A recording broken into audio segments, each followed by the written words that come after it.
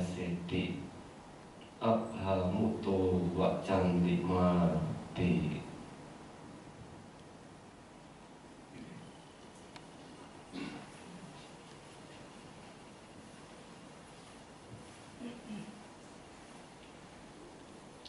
kepada Romo Ramani Pandita yang saya hormati, Bapak Ibu Pasaka Upasika sekalian yang saya hormati, selamat pagi, Namo Buddhaya. Pagi hari ini kembali kita melakukan satu perbuatan wajib untuk meningkatkan kualitas batin kita setelah selama 7 hari atau 6 hari yang lalu kita beraktivitas bekerja untuk mencukupi kebutuhan hidup kita sebagai berumah tangga. Maka satu hari Minggu biasanya digunakan untuk datang ke wihara, melakukan puja bakti, memperbaiki sila, melatih cita bawana, dan mendengarkan dhamma untuk menumbuhkan kebijaksanaan atau banyak. Bapak Ibu Pasaka Upasika sekalian, dalam kehidupan kita dewasa ini, tanpa kita sadari, kehidupan yang serba cepat menuntut kita juga bisa lebih cepat dalam bertindak. Terkadang ada hal-hal yang tanpa kita sadari muncul kecerobohan, muncul kelengahan dalam kehidupan kita. Memang kehidupan yang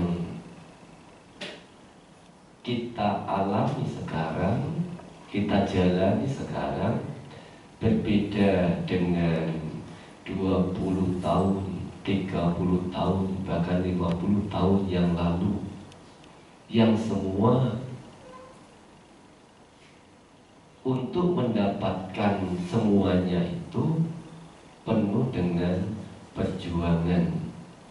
Kalau kita mendengar orang tua kita, kakek nenek kita, dalam mendapatkan sesuap nasi itu juga tidak mudah, penuh dengan perjuangan. Kalau sekarang kondisinya sudah jauh berbeda. Untuk mendapatkan sesuap nasi sekarang tidak usah bangun pagi-pagi, tinggal buka HP sudah bisa mendapatkan sesuap nasi. Tidak usah mengambil beras, menanam beras, ya. Buka HP, pesan di aplikasi, nasi sudah datang sendiri.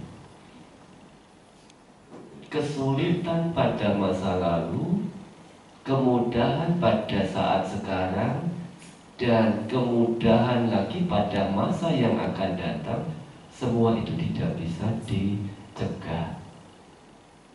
Tapi kebanyakan orang tua, sebagian besar orang tua, ketika ingin menasihati anak-anaknya, selalu menggunakan ungkapan dulu, ya. Dulu itu saya hidupnya sulit, tidak mudah seperti sekarang ini. Dulu kita harus bangun pagi-pagi, harus menyiapkan ini, itu, dan sebagainya. Mau pergi ke satu tempat saja harus berjalan kaki, dan jalannya tidak seperti sekarang ini. Sekarang selain jalannya juga sudah baik, kendaraan hampir setiap orang memiliki kendaraan. Yang tidak punya kendaraan sudah ada angkot, angkutan massal, tidak usah jalan kaki. Apa yang dikatakan orang tua dulu itu adalah untuk mengingatkan anak-anak generasi sekarang ini. Orang tua zaman dulu selalu mengatakan kata dulu itu untuk mengingatkan kita bahwa pada masa yang lampau itu orang-orang dalam kesulitan tertentu lebih banyak berhati-hati, tidak mudah untuk melakukan hal-hal yang ceroboh. Sedangkan anak-anak zaman sekarang, karena apa saja bisa didapatkan dengan mudah, tanpa disadari, kecerobohan bisa terjadi tanpa ada kehati-hatian. Sesuai dengan apa yang diajarkan oleh guru agung kita tentang kewaspadaan ini, untuk mencegah kita agar kita tidak lengah, agar kita tidak ceroboh. So upi pamacitua pacaso nak pamajati. Dia yang lengah, ceroboh, tidak waspada pada masa lalu, kemudian pada masa yang akan datang atau setelah itu dia menjadi waspada, tidak ceroboh, tidak lengah. Sumanglokan pabasetik abamuto wajam 5. Dia disebut sebagai orang yang menerangi dunia, ibarat awan yang bebas dari mendung. Cahaya rembulan mampu menyinari dunia ini. Itu diibaratkan atau untuk menggambarkan seseorang yang tadinya itu lengah kemudian menjadi waspada. Anak-anak yang meskipun tidak hidup dalam masa lampau juga pernah mengalami hal demikian. Misalnya sebagai seorang pelajar, tadinya lengah waktu ujian, tidak banyak yang dia pelajari, maka pada saat ujian hasilnya tidak sesuai. Apa yang dilakukan anak-anak atau mahasiswa yang duduk di bangku kuliah? Dia tidak akan membiarkan apa yang sudah terjadi sekarang ini akan terjadi pada masa yang akan datang. Pasti akan ada perubahan. Bapak Ibu juga demikian, sebagai pengusaha, sebagai orang yang memiliki usaha, ketika suatu saat itu mengalami satu kegagalan karena kecerobohan kita, tidak akan mungkin kedepannya diulangi lagi. Kalau kita misalnya berjalan di satu tempat, tempat itu pernah membuat kita jatuh, apakah kita akan jatuh di tempat yang sama? Tentu tidak. Ya, pada saat kita berjalan di kegelapan, kalau sekarang mungkin kegelapannya sangat sedikit karena sudah ada listrik, penerangan. Saya sudah pernah jatuh di sini. Begitu kita mau lewat lagi, kita pasti akan berhati-hati. Saya sudah pernah jatuh di sini, maka saya harus berhati-hati. Di sini ada lubang, ada ada jalan yang rusak. Tidak akan mungkin kita jatuh di tempat yang sama untuk yang kedua kalinya. Kalau ada istilah keledai ya, keledai pun tidak akan jatuh di tempat yang sama untuk yang kedua kalinya. Dengan memiliki pemahaman demikian ini, kita disebut sebagai orang yang waspada. Anak-anak waspada terhadap pendidikan di sekolahnya, pengusaha juga waspada terhadap kegagalan yang pernah dia lakukan.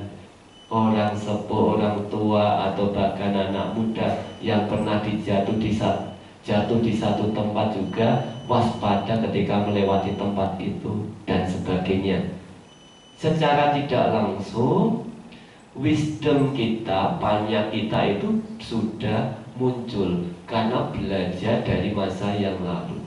Tapi kalau orang yang sudah pernah jatuh, kok jatuh lagi di situ, jatuh lagi di situ, jatuh lagi di situ lagi, namanya apa? Orang dungu.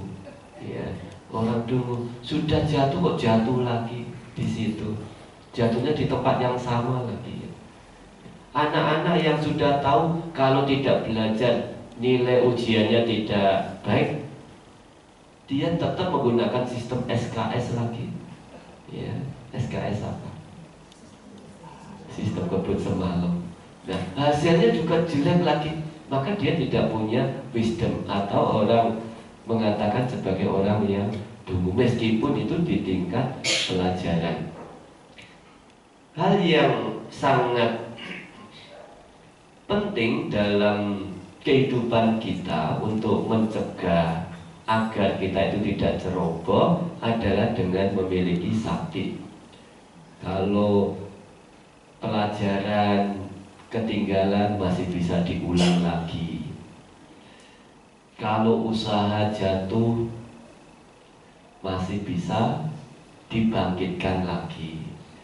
Kalau tadi kita jatuh di jalan lecet, bisa diobati, bisa kembali lagi menjadi baik. Tapi ada yang harus kita waspadai tentang kelengahan ini. Yang pertama adalah tentang kehidupan kita. Kalau kita lengah terhadap kehidupan kita, tidak bisa kembali lagi. Kehidupan kita dikatakan lengah ketika kita setelah selesai atau mengalami macuk raja, mengalami kematian, kemudian terlahir di alam yang tidak baik, sebagaimana diceritakan di Tilokoda Sutta. Makhluk-makhluk yang lahir di alam yang baik, dia bisa mengetahui karena perbuatannya ini dia lahir di alam yang tidak baik. Ya, kalau kita mungkin bisa mendapatkan pesan WA dari mereka, kita tahu ya, kenapa kamu lahir di alam niraya, di alam peta, karena perbuatan yang saya lakukan ini. Ada satu contoh dulu, seorang gadis umur 16 tahun, termasuk dia orang yang sukses, tapi dia tidak gemar berbuat baik.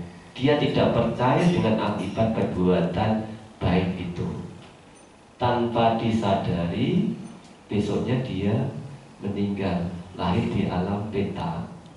Konon peta ini tingginya bisa setinggi pohon kelapa, ya, setinggi pohon kelapa. Jadi suatu saat dia bertemu dengan tetangganya dulu yang rajin berbuat baik.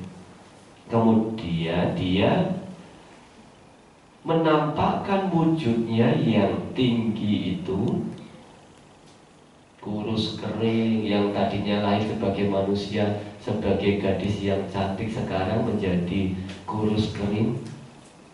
Karena upasaka ini upasaka yang sudah mengenal Dhamma, dia tidak takut terhadap makhluk-makhluk yang seperti itu.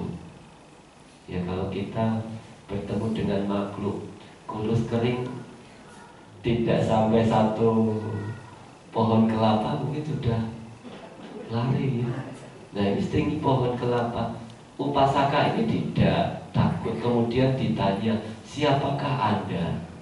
Ini kalau Bapak Ibu nanti bertemu di rumah, ya jangan lari, tanyalah siapakah Anda. Ya, pernah lihat belum? Belum ya. Ya, jadi peta ini kemudian memberitahu, saya adalah tetangga Anda yang baru meninggal beberapa waktu yang lalu. Karena perbuatan saya lahir di alam peta.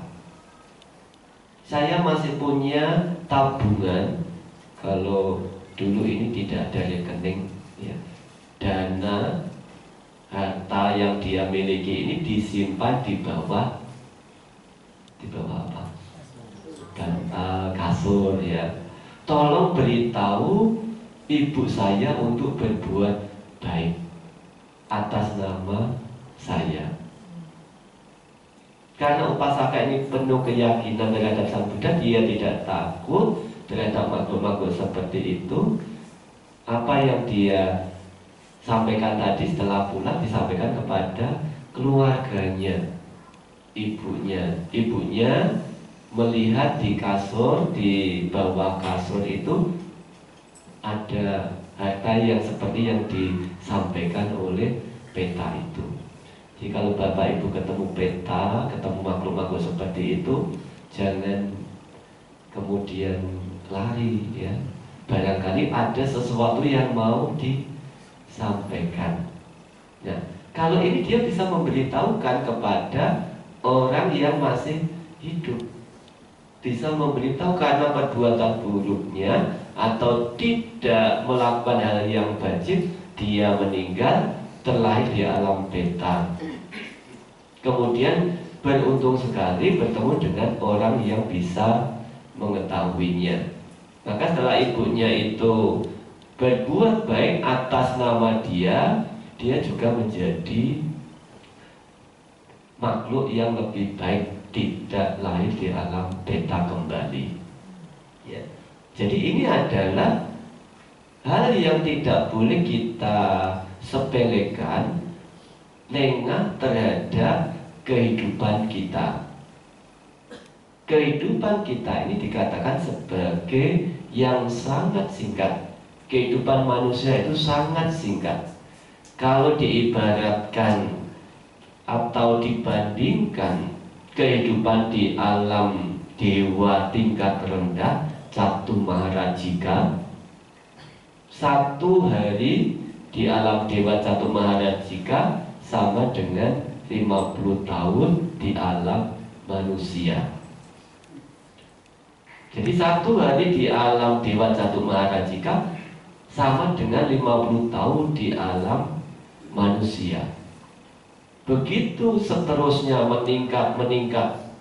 Alam dewa tingkat kedua, tingkat ketiga, satu hari di sana 100 tahun di alam manusia. Kehidupan di alam manusia ini tidak panjang ya.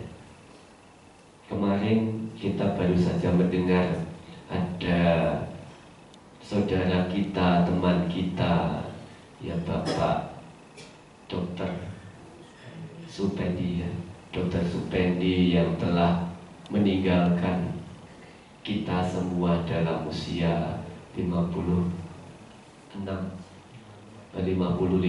tahun. Ada yang sudah 55 di sini? Hah? Belum ada ya? Ya kalau belum ada berarti aman. Ya kalau sudah 55, wah 55 saja sudah bisa jalan dulu. Oh, saya sudah 60. Ya. Saya sudah 70, saya sudah 80. Berarti kehidupan saya di alam manusia ini tidak lama lagi. Jadi ini dikatakan tidak lengah terhadap kehidupan kita. Kehidupan kita di alam manusia merupakan kehidupan yang sangat beruntung, karena kita bisa melakukan hal baik, hal-hal baik hingga mampu meningkatkan kualitas batin seperti sama Sang Buddha. Sama Sang Buddha hanya lahir di alam manusia, tidak bisa lahir di alam dewa. Tidak ada Buddha yang mencapai penerangan sempurna itu di alam dewa. Di alam manusia, meskipun kadang-kala kita merasa hidup saya kok sulit, tidak seperti orang lain, dia itu mudah, kenapa hidup saya sulit? Kemudian berpikir ingin mengatasi kesulitannya itu atau mengakhiri kesulitannya itu dengan bunuh diri atau bagaimana ya.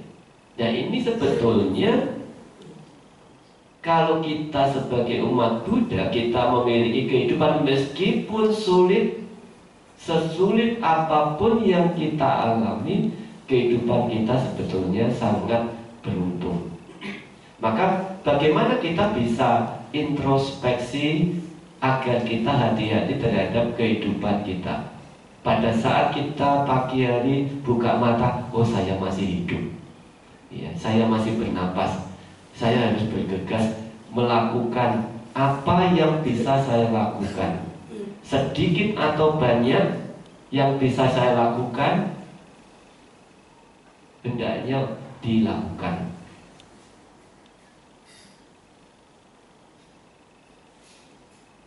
Kak Nowo apena bahukena. Hendaknya melakukan setiap momen itu, baik sedikit maupun banyak, ya, apakah sedikit atau banyak, hal-hal yang bermanfaat. Setiap momen, bukan seminggu sekali, bukan setahun sekali, ya. Setiap momen. Tadi ketika kita bangun tidur, oh saya masih bernapas. Apa yang harus saya lakukan? Apa yang harus saya perbuat? Kalau sebagai pelajar sudah jauh-jauh ya datang, mahasiswa-mahasiswi datang ke Bogor ya. Begitu bangun tidur harus ingat apa yang harus saya lakukan sebagai pelajar.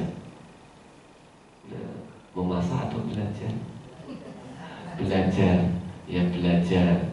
Ya, kalau sebagai pengusaha dan yang lainnya tergantung dari kondisinya.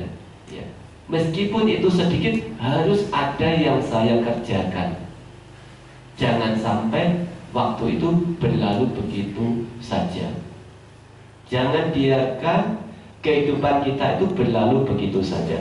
Maka kita bisa berhati-hati, kita disebut waspada terhadap kehidupan kita.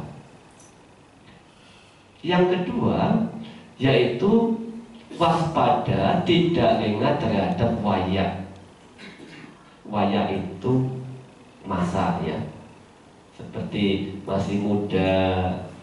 Saya kan masih muda Bante, umur saya masih panjang ya, saya masih muda. Biasanya kan ada istilah masa muda, hidupnya apa, boya-boya, keinginan orang kan masa muda boya-boya, tua kaya raya, mati masuk surga ya.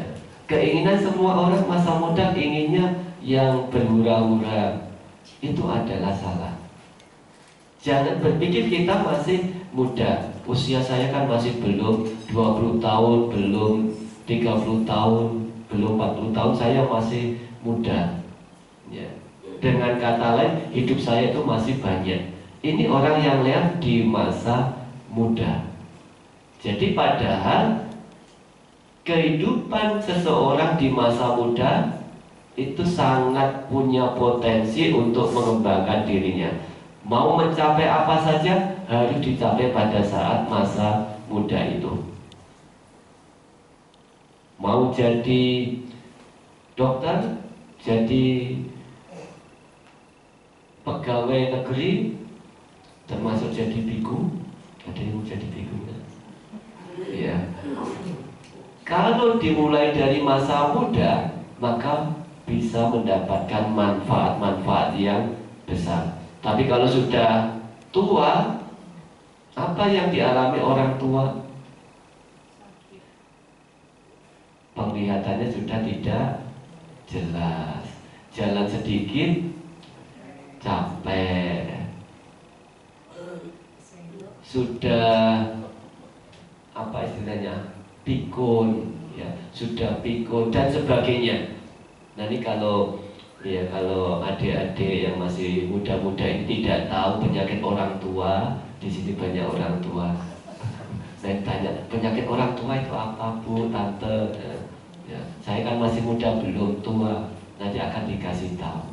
Nah, jadi sebelum kita mengalami masa tua itu, pada masa muda ini harus bergegas, lakukanlah selama kita bisa menggunakan waktu masa muda ini untuk berjuang, apakah belajar ataukah berusaha agar pada masa tua kita menjadi nyaman, ya, karena semua harus dicapai pada masa muda.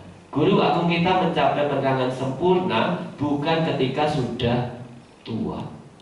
Pangeran Siddhartha mencapai penerangan sempurna pada usia 35 tahun, ya. Jadi 35 tahun ini katakan sebagai masa muda. Tapi pada zaman dulu usia rata-rata manusia itu berapa? 100 tahun. Dikurangi 25 tahun. 35 dikurangi berapa? 25 tahun berapa? Hah? Berapa matematikanya? Berapa tahun? 35 dikurangi 25, 10 tahun. Jadi 10 tahun itu dianggap sebagai saat ini sebagai masa muda juga. Kenapa dihitung seperti itu, Banting? Usia rata-rata manusia dulu 100 tahun. Sekarang berkurang, setiap 1 abad berkurang 1 tahun, 1 tahun, 1 tahun. Jadi kalau sekarang usia 10 itu disebut sebagai usia anak-anak muda, ya. 10 sampai 25 tahun. Kalau sudah 25 tahun itu sudah memasuki masa tidak muda lagi, ya. Sangat sulit untuk bisa mencapai hal-hal yang bisa berkembang di usia 25 tahun atau 30 tahun. Meskipun secara umum usia belajar itu usia 30 tahun masih bisa. Tetapi melihat kondisi usia yang semakin menurun, maka usia 10 tahun itu juga dikatakan sebagai usia anak muda, ya. Jadi anak-anak muda sekarang yang ikut Patria biasanya usianya dulu 17 tahun, sekarang lulus SD saja sudah dimasukkan jadi anak muda, ya. Jadi kalau usia kita sekarang ini berkisar 20 sampai 25 tahun harus cepat-cepat, karena kalau sudah lewat 25, apalagi 35, apalagi 55, kita tidak bisa memiliki kesempatan lagi. Ketika sudah tua, tidak ada lagi yang bisa kita harapkan. Apa yang sering terjadi? Kenapa? Satu kata yang sering muncul itu adalah kenapa. Kenapa dulu waktu saya masih belajar saya tidak giat untuk belajar? Kenapa dulu saya ada kesempatan begini saya tidak menggunakannya dengan baik? Kenapa dan terus berentetan kenapa, yang artinya kita menyesali masa yang lalu itu, masa muda kita, ya. Jadi kalau misalnya kita pada masa muda itu menggunakan kesempatan muda kita dengan baik, pada masa tua kita tidak akan menyesal. Tidak ada penyesalan yang dialami oleh mereka yang pada masa mudanya itu semangat. Seperti orang tua kita pada masa muda, Kebanyakan mereka itu semangat dalam berusaha. Ketika sudah tua, mereka tidak menyesal lagi karena sudah banyak yang diperjuangkan untuk mencukupi kebutuhan keluarganya itu. Jadi masa muda adalah masa yang disebut sebagai masa jaya-jayanya orang, keemasan seseorang. Dari kualitas berpikir, fisik juga masih tangguh. Tapi jangan lengah bahwa masa itu nanti akan berubah. Dari masa muda nanti akan berubah ke masa yang tua dan tidak bisa melakukan apa-apa lagi. Yang ketiga, waspada terhadap kesehatan. Ya, kesehatan dikatakan sebagai salah satu yang harus diwaspadai. Roga pamada, waspada terhadap kesehatan, tidak memiliki penyakit. Tubuh kita ini sering diistilahkan seperti kebun tak berpemilik. Ya, jadi kalau Bapak Ibu pernah lihat jalan-jalan ke kebun raya, ya, atau mungkin kebun mana yang tidak ada pemiliknya, apa yang terjadi di situ? Tanaman-tanaman liar, tanaman-tanaman menjalar, apa saja bisa muncul, bisa tumbuh di kebun tak berpemilik itu. Apa maksudnya perumpamaan ini digunakan guru agung kita? Tubuh kita ini juga demikian. Penyakit dari yang ringan sampai yang berat bisa muncul di dalam tubuh kita yang panjangnya tidak lebih dari 2 meter ini. Ya. Tentang sakit ini, para biku juga bisa sakit. Perumah tangga juga bisa sakit. Sang Buddha juga bisa sakit. Tidak ada yang bisa terbebas dari sakit. Jadi kalau pada saat kita sakit itu nyaman tidak? Tidak nyaman ya. Sakit batuk saja lumayan ya. Tidak bisa istirahat dan sebagainya. Apalagi sakitnya itu sampai sakit yang berat. Kalau di masa muda tidak mempersiapkan diri dengan baik, kemudian kita sakit, belum tua sudah sakit. Ada enggak anak muda yang sakit? Ada. Banyak anak muda yang sakit. Nah, sakitnya parah lagi, sakit hati. Ya, ya. Anak muda kan biasanya sakitnya paling parah sakit hati. Ya. Kalau orang tua sakit kantong, sakit kantong.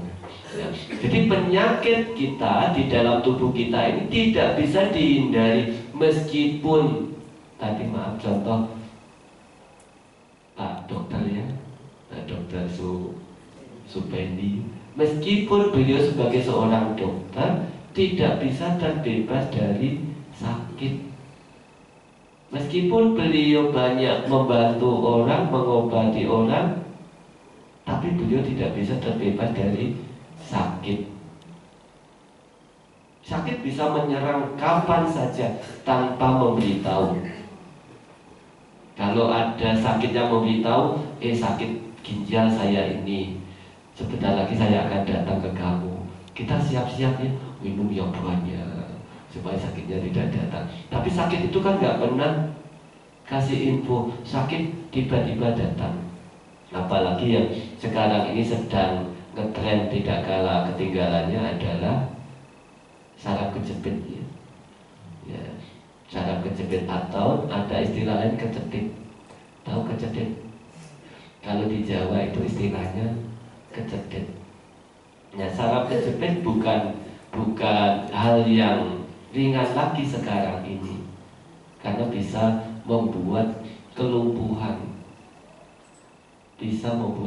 dan itu bisa menyerang bukan menunggu seseorang usianya sudah tua, pada masa muda juga bisa.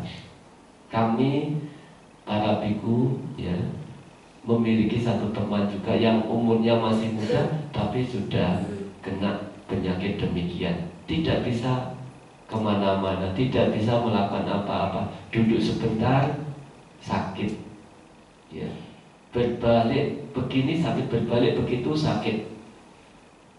Jadi istilahnya itu kalau ada alam penderitaan setelah kita meninggal, di alam manusia juga bisa menderita. Ya, kalau sudah seperti itu apa pilihannya? Kalau bisa jangan sakit-sakitan, Pak. Kalau bisa langsung jalan saja. Ya. Permintaan kita sih seperti itu ya. Kalau bisa jangan sakit lama-lama, Bante. Begitu sudah mau sakit langsung meninggal. Bisa tidak? Tidak bisa. Kok enak banget ya. Bisa diminta. Jadi sakit tidak bisa dihindari. Nah, tentu ada sakit yang ringan, ada sakit yang parah. Ya, kalau sakitnya masih ringan, masih bisa diobati, ya masih bagus. Tapi kalau sakitnya itu sudah parah, tidak bisa diobati lagi, ya tinggal minum obat-obatan terus. Itu. Maka ketika kita sehat, kesehatan kita harus digunakan semaksimal mungkin. Arogya paramang labha. Jadi kesehatan adalah keuntungan yang tertinggi. Pilih kaya atau sehat? Pilih. Nah, kalau Bapak Ibu disuruh memilih mau kaya atau sehat, pasti milih sehat. Punya kekayaan banyak, kalau nggak sehat tidak bahagia. Meskipun miskin, sakit juga lebih menderita ya. Sudah miskin, sakit, nah, maka kan ada istilah, kalau tidak mau menderita jangan sakit. Ya. Meskipun kita tidak memiliki istilahnya kekayaan kita pas-pasan saja, kalau kita itu sehat, kesehatan sebetulnya adalah kekayaan, keuntungan yang terbesar. Tapi kalau kita memiliki materi sebanyak apapun, kalau kita sakit, kekayaan itu tidak ada artinya. Bahkan dikasih makanan enak-enak, bisa merasakan? Tidak bisa. Tidak bisa merasakan kenyamanan, enaknya makanan dan sebagainya. Rumahnya bagus, mobilnya mewah, tidak bisa merasakan kalau pas orang itu sedang sakit.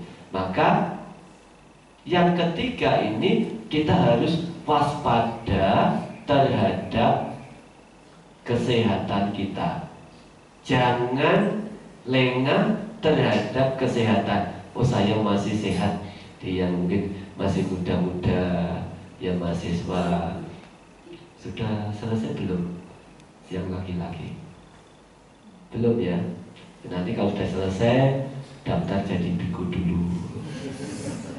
Ya sebelum bekerja, sebelum masa tua. Kalau sudah selesai kuliah, selesai kuliah harus bertekad, saya setelah kuliah selesai saya mau ikut Bante ke Gunung Sindur. Ya. Yang lalu ada 25 anggota Magga Budi. Umur yang tertua berapa? 72 tahun. Ya, ikut 72 tahun. Dia sudah punya keinginan lama tapi belum terlaksana. Untung dia masih hidup. Kalau dia mati, sudah nggak terlaksana lagi. Jadi karena banyak tanggungan-tanggungan sehingga dia tidak punya kesempatan. Tapi beruntung. Nah, orang Indonesia atau orang Jawa itu kan untung, apa-apa itu untung ya. Untung meskipun 72 tahun harus berjuang keras untuk menjadi biku. Dalam waktu 2 minggu itu dia akhirnya berhasil melewati waktu 2 minggu itu. Apa yang dikatakan para romo-romo itu ternyata jadi biku itu tidak mudah ya Bante. Iya, tidak mudah. Kebajikan yang tidak cukup tidak akan bisa membuat seseorang menjadi biku. Jadi kalau bapak-bapak yang belum bisa jadi biku, jangan mengeluh karena keluarganya tidak memberikan izin, bapaknya tidak memberikan izin. Bukan, sebetulnya kebajikan kita yang belum cukup. Ya, Pak Pur mau jadi biku tidak bisa, kebajikannya belum cukup. Nah, suatu saat kalau kebajikannya cukup pasti bisa. Ya, harus ditanamkan kebajikan terus begitu. Yaitu sebelum kita sakit, kita harus menggunakan waktu yang ada, kesehatan yang ada itu untuk melakukan hal yang bermanfaat. Yang keempat disebut sebagai kalapamada, waspada terhadap waktu, terhadap sangkala. Ya, jadi waktu ini kita bisa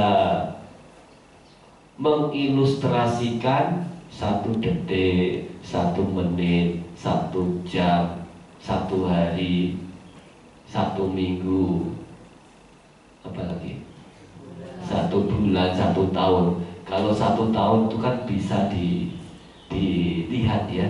1 bulan juga bisa, 1 minggu juga bisa. Tapi waktu 1 detik itu dia tuh berjalan terus tanpa bisa berhenti. Bisa kita menghentikan waktu? Tidak bisa. Waktu tidak pernah kasihan kepada kita. Waktu terus berlalu, detik tok tok tok tok, kecuali baterainya habis, waktu berhenti. Ya, tapi tidak bisa. Waktu ini berjalan terus. Ya, seringkali kita lengah, tidak waspada terhadap waktu yang terus berjalan. Apa yang sering dilakukan terhadap waktu ini? Misalnya pelajar sudah dapat tugas dari sekolah, nantilah, nah, kan masih 1 minggu, nantilah, kan masih 3 hari, nantilah, kan masih 1 hari, akhirnya besok SKS tadi ya. Nah, jadi waktu terus berjalan terus tanpa bisa kita hentikan. Tidak bisa kita menyuruh waktu itu menunggu. Maka jangan membiarkan waktu yang kita miliki saat ini berlalu begitu saja. Lakukanlah, usahakanlah. Waktu kita seperti satu peribahasa, waktu adalah emas ya. Waktu adalah emas, betul ya. Waktu adalah uang. Nanti uangnya diberikan emas. Ya, waktu adalah uang. Ya, anak-anak sekarang berbeda dengan orang tua pada masa lalu yang punya keteguhan dalam mencapai sesuatu. Orang tua zaman dulu sebelum mencapai sesuatu dia tidak akan pernah mundur. Baca konglomerat itu tidak langsung muncul tiba-tiba, tapi melalui proses yang panjang dari awal. Ya, seperti yang kemarin meninggal siapa? Pak Murdaya, pernah menjadi penjual koran, saya baca ya, pernah menjadi penjual koran sebelum akhirnya sekarang terkenal ya, menjadi salah satu konglomerat di Indonesia. Pernah menjadi penjual koran. Jadi orang yang bisa menghargai waktu, menggunakan waktu itu dengan sebaik-baiknya, maka kedepannya dia akan memperoleh satu kemajuan, kesuksesan. Kalau kita membiarkan waktu itu berlalu begitu saja, maka waktu itu nanti akan meninggalkan kita. Teman-teman kita sudah jauh berkembang, kita masih berdiri di sini, duduk di sini. Tidak ada hal-hal yang berarti yang bisa kita banggakan dalam kehidupan kita. Maka waktu ini harus kita hargai. Apa yang sudah saya lakukan, apa yang akan saya lakukan terhadap waktu ini. Misalnya para mahasiswa datang ke Bogor kan tidak datang untuk selamanya ya. Mungkin hanya berapa tahun, 4 tahun, 4-5 tahun ke sini, nanti terus kembali ke kampung halamannya lagi. Nah, mumpung di sini kesempatannya setiap minggu bisa datang ke sini sekali waktu. Ya, laki-laki liburan jangan pulang. Kalau liburan jangan pulang kampung sebelum 4 tahun. Ya, liburan kemana? Ikut Bante ke Pariyati. Ya, latihan. Ya, latihan. Kalau waktu untuk main-main masih banyak, tapi waktu untuk membina diri itu sangat sedikit. Ada satu contoh, pada saat saya di Bangkok ada seorang bupati, umurnya sudah 60-an. Dia bertekad mau menjadi biku sebanyak 9 kali. Setiap cuti dia selalu masuk ke wihara dan menjadi biku. Ya, kebetulan saya sudah membimbing dia sebanyak 3 kali. Ya, 3 kali dia bertekad ingin menjadi biku sebanyak 9 kali. Karena waktu cuti bupati kan tidak sama dengan waktu cuti orang yang tidak ada pekerjaan. Ya, itu setiap cuti dia selalu masuk. Nah, ini menghargai waktu yang ada. Mumpung masih hidup, masih sehat, dan ada waktu. Kadang ada orang yang punya kemampuan, punya kesehatan, tapi waktunya tidak ada. Ada kemampuan, masih sehat, tapi waktunya tidak ada, tidak bisa terjadi. Ya, jadi waktu yang kalau kita punya waktu, anak-anak muda punya waktu yang banyak, ya, gunakanlah waktu ini dengan sebaik semaksimal mungkin. Dan yang kelima terakhir ya adalah penyapamada, tidak lengah terhadap kebajikan kita. Jadi kalau kita mendengar ada sesuatu untuk kesempatan untuk melakukan perbuatan becik, jangan sampai kita mengatakan, nantilah belakang saja saya baru mau ikut. Kita pending, kita tunggu, nantilah, nanti juga ada lagi. Akhirnya berlalu begitu saja. Kenapa kita tidak boleh lengah terhadap kebajikan? Kita bisa seperti ini, kondisi kita sebagai manusia dan kondisi yang baik seperti ini tidak terlepas dari bube kata punyata kita. Kebajikan yang pernah kita lakukan pada masa lalu. Saya pernah berpindah patah, ya, jalan berpindah patah di Bangkok, ya, di pengalaman-pengalaman. Satu-satunya pengalaman yang terngiang yang tidak pernah terlupakan. Biasanya kalau keluar wihara sebentar itu sudah banyak yang dana makanan. Ini sampai jauh muter, kok tidak ada yang dana makanan.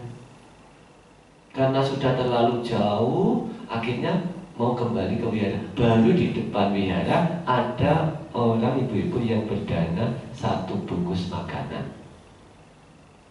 Biasanya keluar wihara sudah banyak umat-umat yang menunggu, ya, untuk dana pendapatan. Nah, pada hari itu ya sampai muter jauh sekali, kok nggak ada.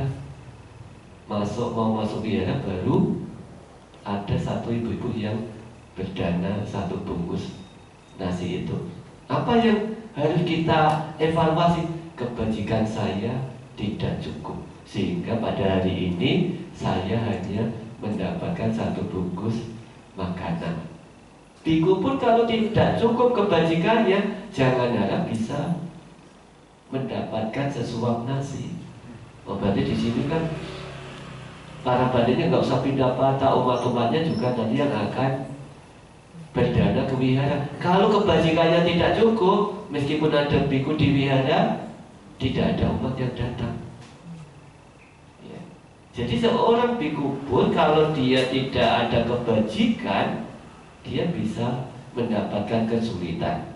Demikian juga dengan Bapak Ibu sekalian, kalau kita sedang mengalami kesulitan, mengalami permasalahan, mungkin orang lain usahanya maju, kita kok tidak bisa maju padahal sama-sama berjuang.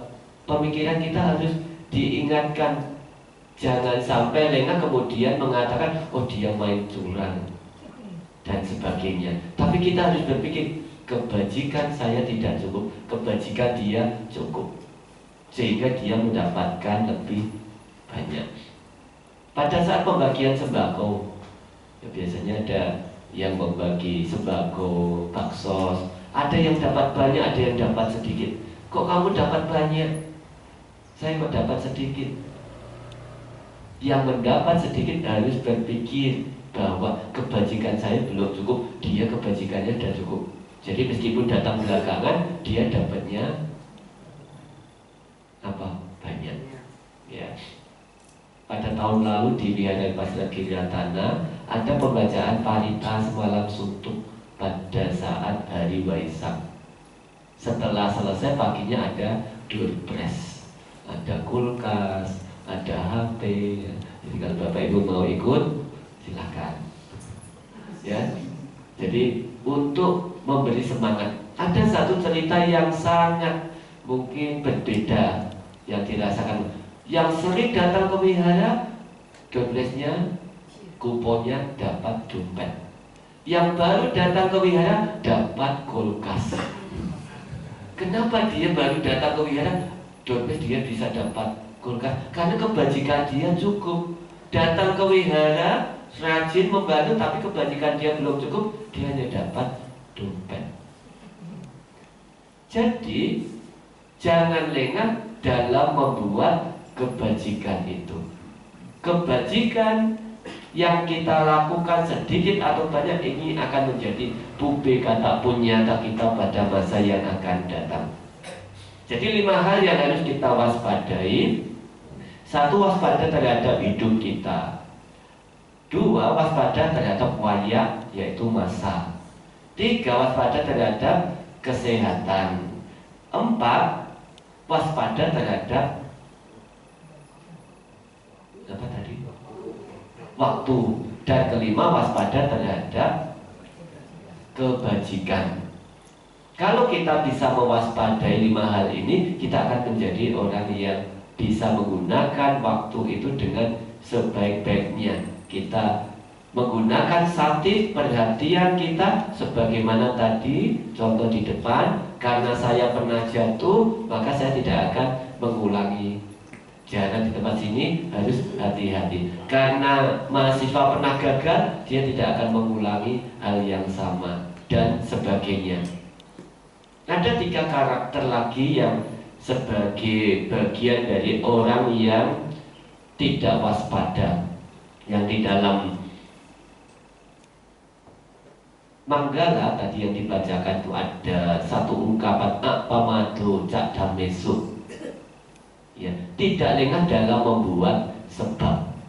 Tidak lengah dalam membuat sebab.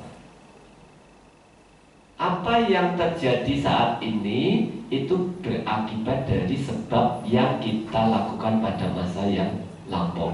Orang yang lengah ada 3 jenis, yaitu disebut sebagai kusita,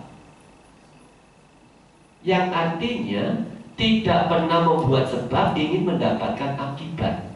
Tidak pernah membuat sebab baik ingin mendapatkan akibat baik. Tidak pernah belajar ingin hasil ujiannya bagus. Tidak mau bekerja ingin kaya, ingin sukses. Tidak bisa. Yang kedua disebut sebagai duccarita, membuat sebab buruk tapi menginginkan akibat baik.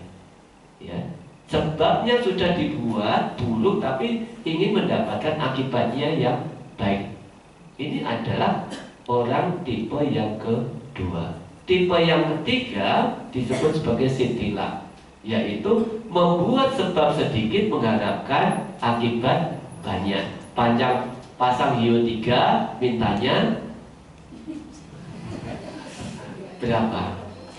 Ya 10. Ya kan biasanya umat Buddha kalau pasang hiu 3, kalau ada kesulitan, ya sedang mengalami masalah, pasang hiu 3 mintanya melambung ke atas. Nah ini adalah orang yang lengah tipe yang ketiga. Dari 3 tipe ini kita termasuk bagian yang mana? Nanti kita evaluasi sendiri. Anmodana. Semoga apa yang saya sampaikan pada kesempatan siang hari ini dapat memberikan manfaat kepada Bapak Ibu sekalian, menjadi orang yang waspada sehingga seperti rembulan yang menyinari dunia ini. Semoga semua makhluk hidup berbahagia. Satu, satu.